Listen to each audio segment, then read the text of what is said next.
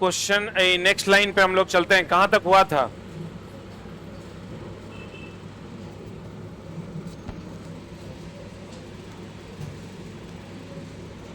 देखें पे थोड़ा सा वन लाइनर।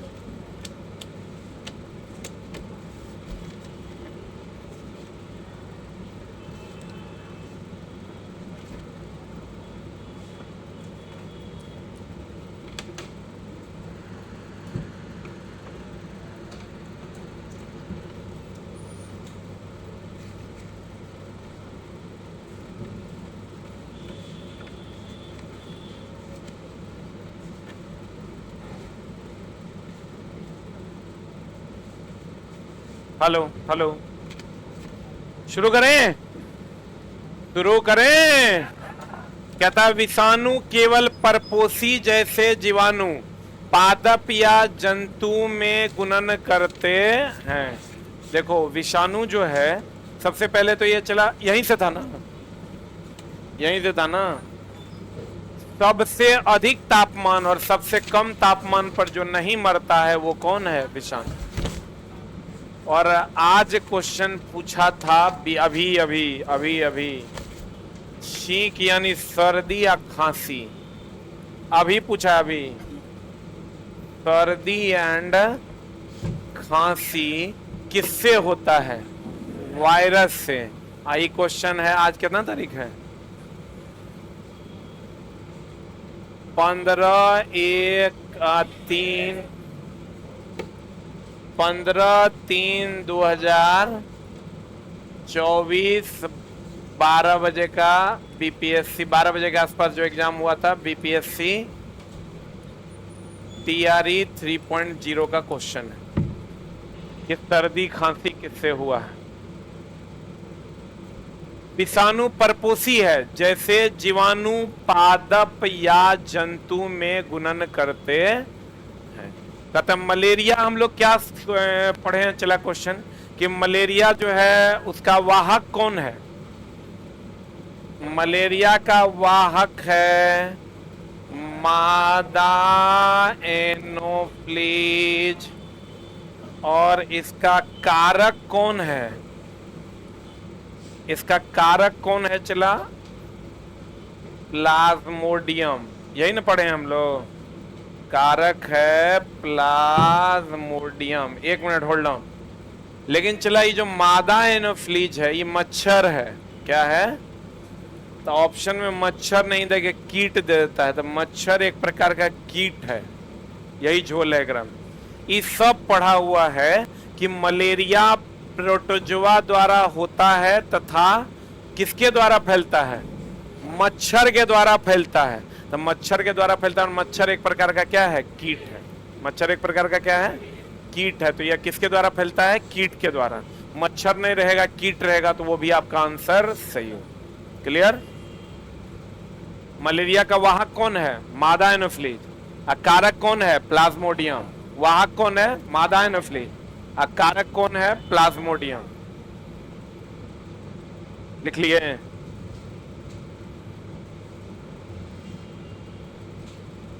ये भगवान प्रेमानंद क्या कह रहे हैं? ये क्या है? ये प्रेमानंद। अच्छा ये क्या हुआ? हाँ, ये वो लड़का लिखता है सही सही बताओ।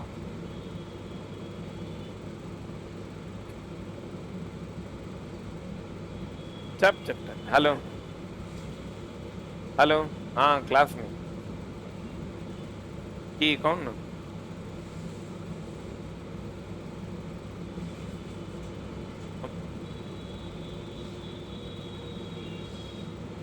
हो गया? साफ सुथरा बात बताओ। सूर्य के प्रकाश, वायु इत्यादि किसका स्रोत है? अक्षय ऊर्जा का। हम पहले भी चला बताए थे, अक्षय का मतलब है जो कभी ना नष्ट होने वाला। देखो अक्षय ऊर्जा को ही हम लोग नवीन ऊर्जा भी कहते हैं। कौन ऊर्जा कहते हैं? चला नवीन ऊर्जा कहते हैं। इसी को हम लोग गैर परंपरागत भी कहते हैं। कि चला हमारे सामने में लाइंस है ना, तो तुमको बहुत आसान लगेगा। जब यही एग्जाम हॉल में मिलेगा तो मामला गड़बड़ा देगा। या इसी को हम लोग प्रत्यक्ष ऊर्जा स्रोत भी कहते हैं। इस सब इसका नाम है, प्रत्यक्ष ऊर्जा स्रोत भी इसी को कहते हैं। सूर्य के प्रकाश, वायु इत्यादि अक्षय ऊर्जा का स्रोत है। नवनीकरणीय ऊर्जा या गैर परंपरागत या प्रत्यक्ष ऊर्जा सूर्य प्रत्यक्ष ऊर्जा का स्रोत है। सूर्य केवल प्रत्यक्ष ऊर्जा का स्रोत है। हो गया। अब बताओ, तापीय शक्ति संयंत्र में विद्युत ऊर्जा को उत्पन्न करने के लिए हम लोग कोयला का प्रयोग करते हैं। कभी कभी क्या करता है चिला, कोयला नहीं दे करके क्या दे देता है, जीवाश्म दे देता है। तो जीवाश्म, कोयला एक प्रकार का जीवाश्म है। तो लड़का तो खोजता है कि भैया एनटीपीसी पावर प्लांट है, नेशनल थर्मल पावर कॉर्पोरेशन, तो उसमें चला हम लोग किसका उपयोग करते हैं, कोयला का। लेकिन कोयला एक प्रकार का क्या है, जीवाश्म। क्या है, क्या है? तो कभी कभी कोयला नहीं देके क्या दे देगा ऑप्शन में, जीवाश्म। तो वो भी आंसर क्या है, सही है। ये ध्यान, हम चला जितना डाउटेबल सेक्शन है वही है इसमें। अगर तुमको मच्छर नहीं देगा तो क्या आंसर होगा, कीट। अगर तुमको कोयला नहीं देगा ऑप्शन में तो क्या होगा, जीवाश्म आंसर होगा। सही है ना। अब कहता है मृत वनस्पति में धीमे प्रक्रम द्वारा कोयले में परिवर्तन को कार्बनीकरण कहते हैं, क्योंकि कोयला कार्बन का ही दूसरा रूप है। किसका दूसरा रूप है? तो मृत वनस्पति जो होता है, चला जंगल वगैरह जो बहुत पहले दब गए थे उसी से ना कोयला बन रहा है। ये जो मृत वनस्पति के धीमे प्रक्रम द्वारा कोयले में परिवर्तन को क्या कहते हैं, कार्बनीकरण, क्योंकि कोयला कार्बन का ही दूसरा रूप है। क्या कहते हैं उसको, कार्बनीकरण। क्या कहते हैं उसको, कार्बनीकरण। कोलतार, कोल गैस कोयला से प्राप्त किया जाता है। कोलतार से बनता है चला नेप्थलीन। क्या बनता है, नेप्थलीन, जिससे हम लोग मौत भगाते हैं। क्या भगाते हैं, मौत बोले तो कीड़ा भगाते हैं। क्या भगाते हैं, कीड़ा। कभी कभी क्वेश्चन पूछ देता है कि नेप्थलीन कहाँ से मिलता है, कोलतार से, जिससे हम लोग क्या भगाते हैं, मौत। क्या भगाते हैं, मौत भगाते हैं। कोलतार, कोल गैस कोयला से प्राप्त किया जाता है। कोलतार, कोल गैस, ये सब किससे प्राप्त किया जाता है, कोयला। कोयला का बनना कार्बनीकरण कहलाता है। कोयला का बनना क्या कहलाता है, कार्बनीकरण। कोयला को ही जीवाश्म भी कहते हैं। कोयला को ही क्या कहते हैं, जीवाश्म भी कहते हैं। जीवाश्म भी कहते हैं। जीवाश्म की उम्र का पता लगाने के लिए कार्बन 14 कहते हैं ना। इसका मतलब कोयले की उम्र का पता लगाने के लिए कार्बन 14, जीवाश्म की उम्र का पता दे देगा तो कार्बन 14 सब मार देगा। अगर कोयला की उम्र का पता दे देगा तब भी क्या मारना है, कार्बन 14। क्या मारना है, कीटों को भगाने के लिए उपयोग किए जाने वाली नेप्थलीन की गोलियां। कीट के जगह पर कहीं कहीं क्या दे देता है, मौत। क्या दे देता है, या कभी कभी दे देगा कि कपड़ों से, कपड़ों से कीड़ों को हटाने के लिए। कहां से चला, कपड़ों से कीड़ों को हटाने के लिए। कपड़ों से कीड़ों को हटाने के लिए किसका उपयोग करते हैं, मौत का उपयोग किया जाता है। जल्दी।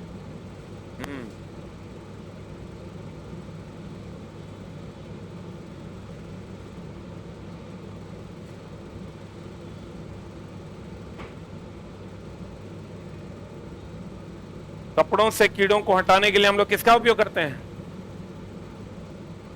चुट्टा। कपड़ों से कीड़ों को हटाने के लिए हम लोग किसका उपयोग करते हैं, नेप्थलीन का। मौत। कोलतार के स्थान पर पेट्रोलियम उत्पाद किसका उपयोग करते हैं, बिटुमेन का। कोलतार अगर नहीं है तो कोलतार की जगह पर हम लोग किसका उपयोग करते हैं, बिटुमेन का। ये पेट्रोलियम का उत्पाद है। पेट्रोल का उपयोग हल्का चलने वाली, अब देखो चला डीजल गाड़ी जितना भी है, जैसे देखो ट्रक, बस, ये जितना बड़ा बड़ा गाड़ी है जो अधिक क्षमता वाला है वो डीजल वाला है।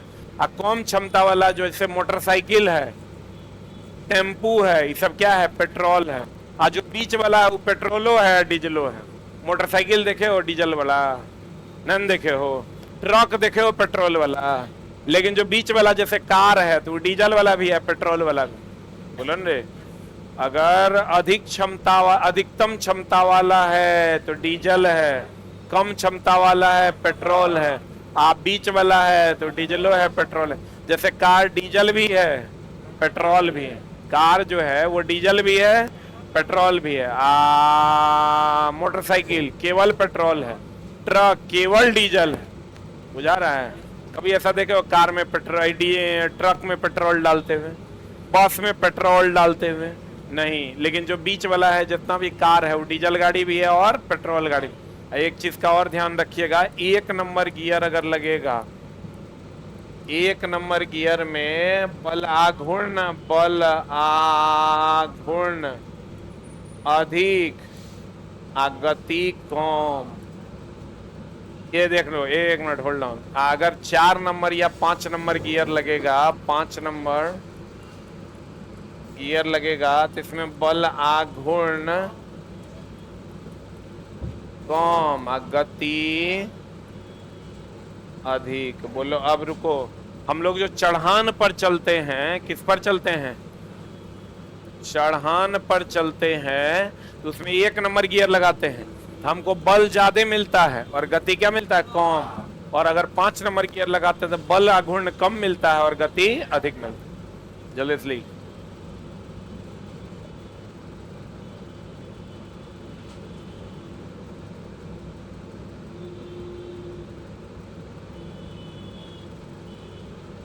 गली गली में शोर है, हरेंद्र मोदी चंदा चोर है, क्या लिख रहा है? हरेंद्र मोदी कौन? अच्छा, अभी जो चंदा वाला बात सब आया है उसके लिए, बाप रे 1300-1400 करोड़ का चंदा लोग बॉन्ड खरीद के दिए। लेकिन जो दिया चला ना उसके साथ बहुत धोखा हो गया भाई। धोखा क्या? ये बात पता है तुम लोग को क्या है? ये मुद्दा ये है कि सरकार ने एक नियम निकाला कि भैया अगर आप किसी भी राजनीतिक पार्टी को चंदा देना चाहते हैं, किसको चंदा देना चाहते हैं? राजनीतिक पार्टी को अगर आप चंदा देना चाहते हैं, मान लीजिए एक्स नाम की कोई राजनीतिक पार्टी है या वाई नाम की राजनीतिक पार्टी है और आप किसी को इसको चंदा देना चाहते हैं, तो आप डायरेक्ट उसके अकाउंट में नहीं दीजिए। एक इलेक्ट्रल बॉन्ड जो है वो बेचा एसबीआई के थ्रू। एसबीआई ने कहा कि भैया आप हमको अगर मान लो 1 लाख रुपया देते हो तो हम आपको एक गुप्त नंबर देंगे, एक बॉन्ड टाइप का देंगे। 1 लाख रुपए के बदले हम आपको एक बॉन्ड देंगे, इशू करेंगे। वो बॉन्ड आप किसी भी राजनीतिक पार्टी को दे दोगे, वो जब मेरे पास लेके आएगा तो हम उसको 1 लाख रुपया दे देंगे। इसी टाइप का कुछ है, मेरा भी आधा अधूरा ही नॉलेज है लेकिन है लगभग यही टाइप। यही ना बात है कि अगर एसबीआई ने मान लो एक बॉन्ड इशू किया 1 लाख रुपए का, तो वो 1 लाख रुपया जो है एसबीआई कहती है आप हमको दे दीजिए, और वो उसके बाद एक बॉन्ड देंगे हम आपको, वो आप जिस राजनीतिक पार्टी को दे दीजिएगा, वो राजनीतिक पार्टी मेरे पास आएगी तो हम उसको 1 लाख रुपया दे देंगे। क्लियर?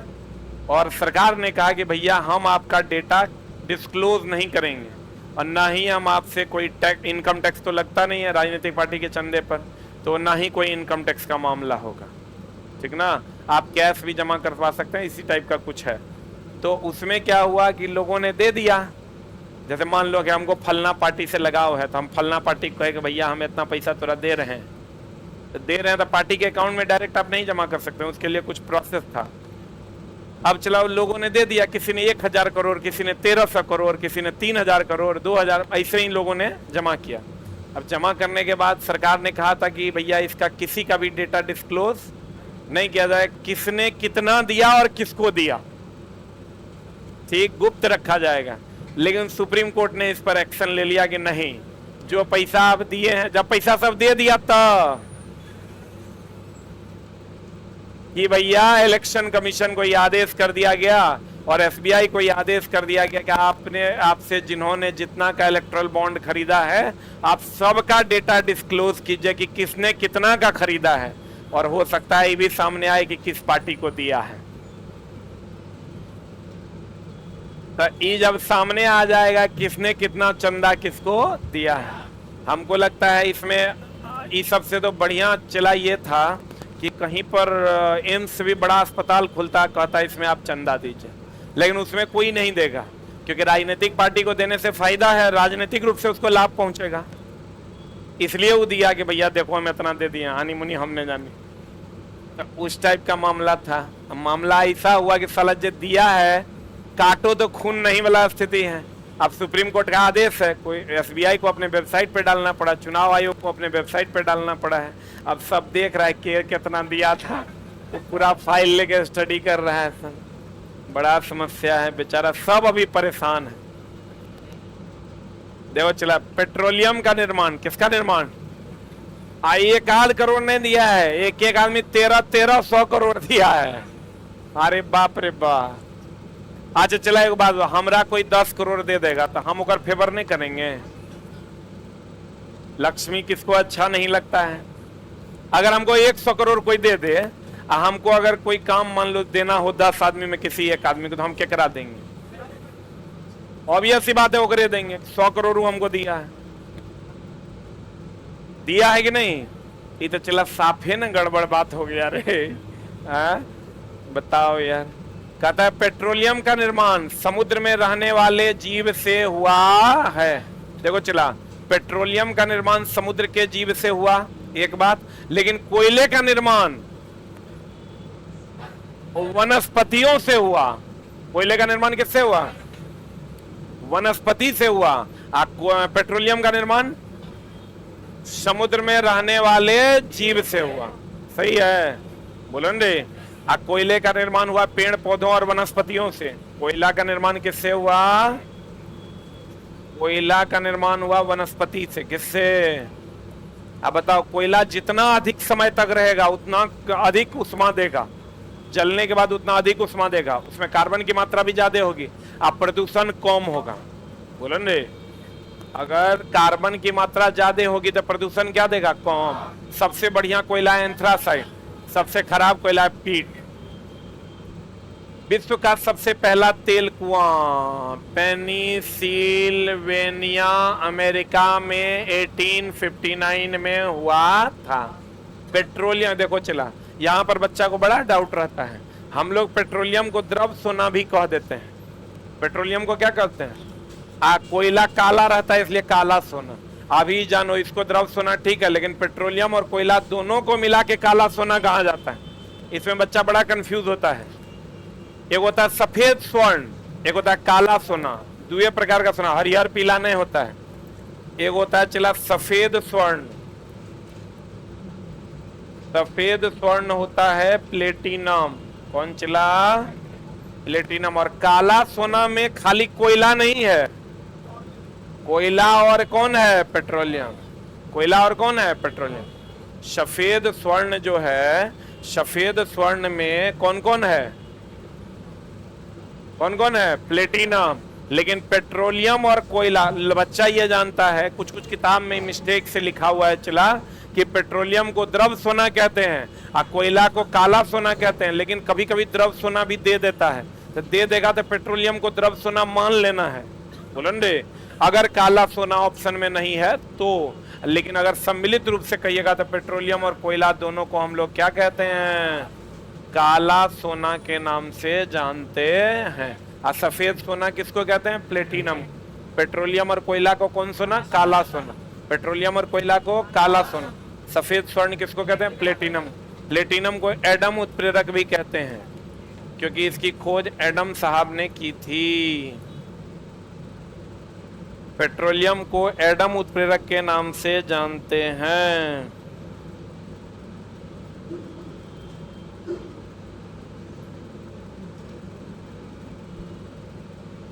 हो गया? सबसे ज्यादा उष्मीयमान किसका होगा? इसको चला इसे समझो। उष्मीयमान का डिफिनेशन क्या है? इसका डिफिनेशन है कि 1 मिनट, 1 ग्राम ईंधन जलने पर, या यूं कहें, इसको थोड़ा सा हम सुधार देते हैं, एकांक द्रव्यमान ईंधन जलने पर जो ऊष्मा प्राप्त होता है, जो ऊष्मा प्राप्त होता है। ऊष्मीय मान को हम लोग किलो जूल पर केजी में ज्ञात करते हैं। सबसे अधिक ऊष्मीय मान, सबसे अधिक ऊष्मीय मान हाइड्रोजन गैस का कितना? 150 किलो जूल पर ग्राम। जल्दी लिख लिया?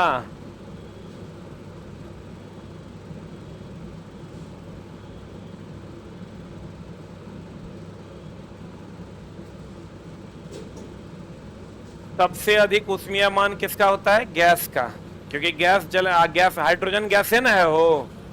हाइड्रोजन क्या है? गैस। एकांक द्रव्यमान के ईंधन को जलाने पर जो ऊष्मा प्राप्त होती है उसी को क्या कहते हैं? ऊष्मीय मान। किलो जूल पर किलोग्राम में, या इसी को हम लिख सकते हैं किलो जूल प्रति ग्राम में भी व्यक्त करते हैं। किलो जूल प्रति ग्राम या किलो जूल प्रति किलोग्राम।